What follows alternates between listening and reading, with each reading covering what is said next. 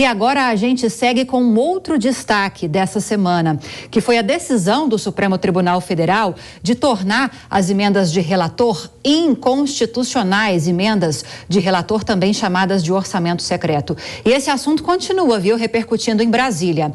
A Advocacia Geral da União ainda aguarda um posicionamento da Corte sobre a abrangência da determinação que extinguiu o chamado orçamento secreto. E para nos ajudar a entender melhor esse pedido da AGU, nós convidamos a advogada Luma Damasceno Góes para participar conosco hoje aqui do Jornal Jovem Pan. Doutora, obrigada pela participação, pela presença. Boa noite. Boa noite, Lívia. Muito obrigada pelo convite. Obrigada, Jovem Pan, e a todos os nossos telespectadores. É um prazer estar aqui hoje. Agora, na abertura, eu trouxe de forma muito superficial que há esse pedido da Advocacia Geral da União para a Suprema Corte para saber exatamente qual é a abrangência dessa inconstitucionalidade das emendas de relator. Mas, por gentileza, doutora, detalhe para nós, qual foi exatamente esse pedido da AGU? Bom, a questão das emendas de relator, elas têm estado na mídia há muitos meses, é algo que vem sendo discutido muito abertamente, pois foi uma temática que causou muita polêmica. Como todos nós sabemos, as emendas de relator são popularmente conhecidas como orçamento secreto, e esse é um tema que já vem sendo debatido desde 2019, com a aprovação, foi novamente revisto e diversas vezes questionado, inclusive judicialmente, por 4 ações que foram levadas ao STF. Recentemente, então, a gente teve uma decisão na segunda-feira, teve um posicionamento definitivo do STF sobre o tema, agora no dia 19, em que entendeu-se pela inconstitucionalidade das emendas de relator, tendo em vista o caráter sigiloso e a impossibilidade, dentre outros, de se conferir e se verificar quem havia requerido as verbas, para onde elas estariam sendo direcionadas.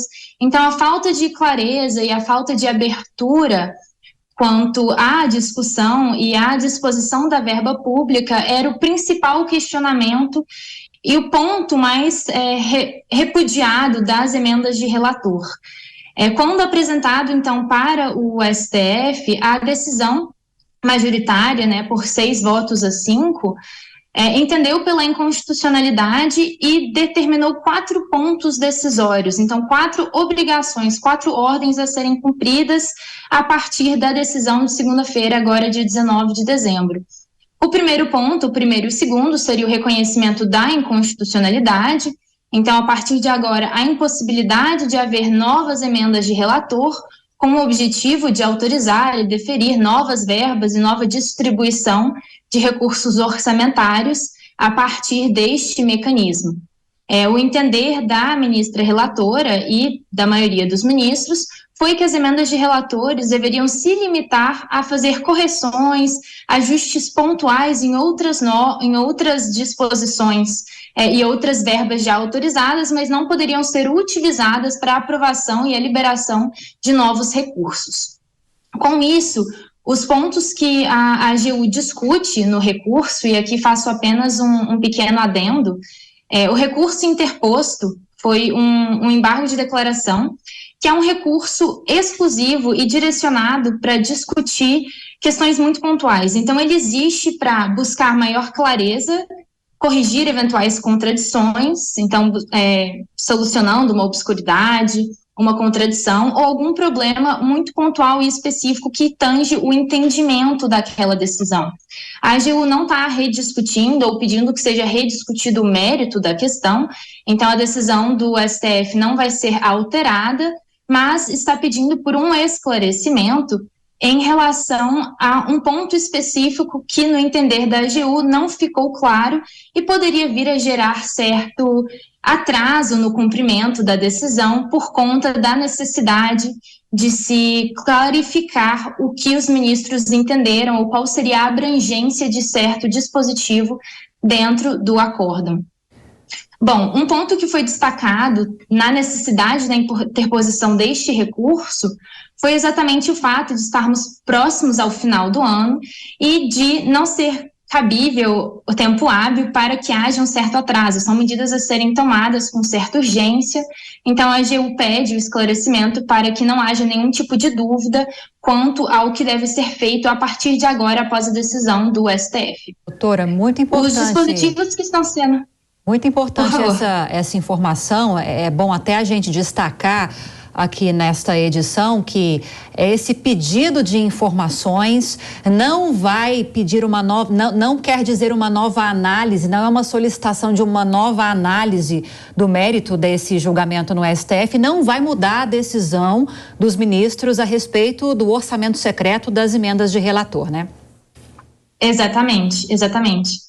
O que a AGU está discutindo, então, são os pontos C e D da decisão do STF, que trazem o seguinte: o ponto C, de forma bem clara, especifica que a partir de agora teremos um prazo de 90 dias para que fosse esclarecido e publicizado por todos os órgãos da administração pública que receberam verbas advindas de emenda de relator desde 2020 até 2022, teria-se um prazo de 90 dias para que os representantes desses órgãos publicizassem certas informações concernentes à utilização dessa verba. Então, quais foram os serviços, quais foram as obras, quais foram as compras efetivadas após o recebimento desses recursos, assim como quem foram os solicitadores e quem foram os beneficiários, né? O item D da decisão do STF, então o quarto ponto decisório, diz respeito às verbas que já haveriam sido empenhadas, liquidadas ou pagas.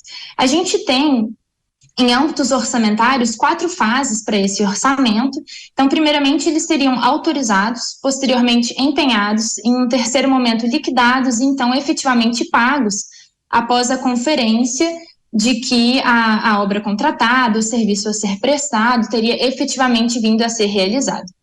O item D, portanto, aplica-se apenas aos 3 últimos momentos. A partir do momento que essa verba, entre aspas, já foi reservada para um certo serviço público, ela estaria empenhada e posteriormente liquidada e paga. O item D direciona-se a esses momentos em que já haveria uma política pública em execução valendo-se desses valores.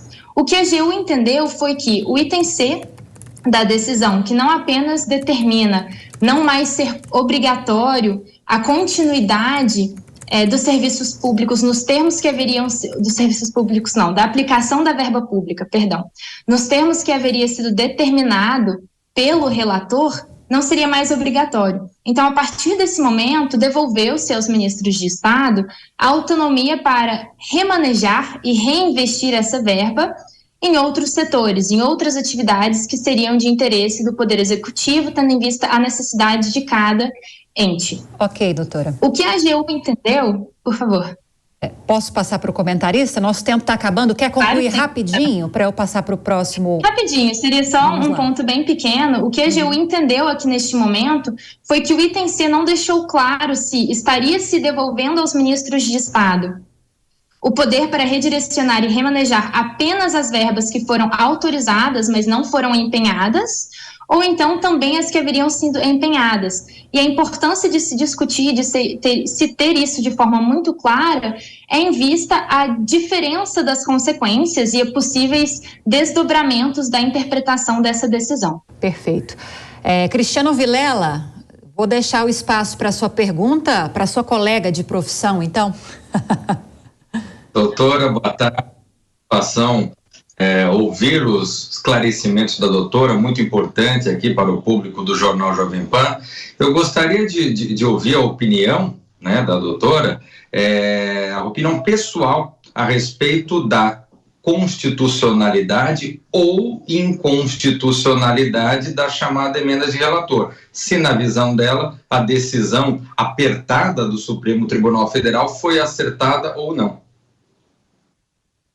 Muito obrigada. Primeiramente, gostaria de agradecer pela pergunta. Acho realmente muito pertinente, tendo em vista que foi uma decisão por 6 votos a 5. Então, ainda dentro do STF, nós tínhamos posicionamentos muito divergentes. Eu, particularmente, entendo que é muito pertinente o debate que está sendo feito em vista ao fato de que é uma quantidade muito significativa de verbas públicas, então é importante que se tenha certo grau de transparência e que se possa verificar e analisar e acompanhar a forma como essas verbas públicas são direcionadas, são empenhadas e são investidas. É algo que é do interesse de todos os cidadãos, então é muito importante que se tenha meios de fazer esse acompanhamento, inclusive para os órgãos de controle. Particularmente no que toca ao sigilo envolvendo essas decisões, entendo que seria um fator realmente muito problemático e conflitante com outros preceitos constitucionais, da publicidade, da improbidade, então conceitos muito caros para o direito público e que poderiam estar vindo a ser prejudicados por conta desse sigilo. O que é importante de se debater nesse momento é o fato de que estavam sendo tomadas medidas para tornar mais público e mais transparente esse procedimento, mas o STF entendeu, e eu concordo, que não foram feitas medidas suficientes para tornar constitucional a quantidade de sigilo que ainda estaria envolvendo os debates e a disposição das emendas de relator.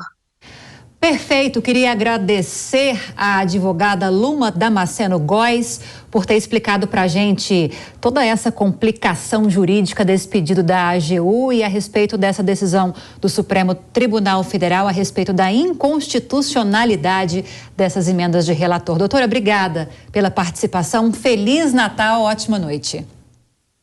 Igualmente, eu que agradeço pela oportunidade. Obrigada, Jovem Pan, e a todos que estão nos escutando. Um Feliz Natal. Boa noite.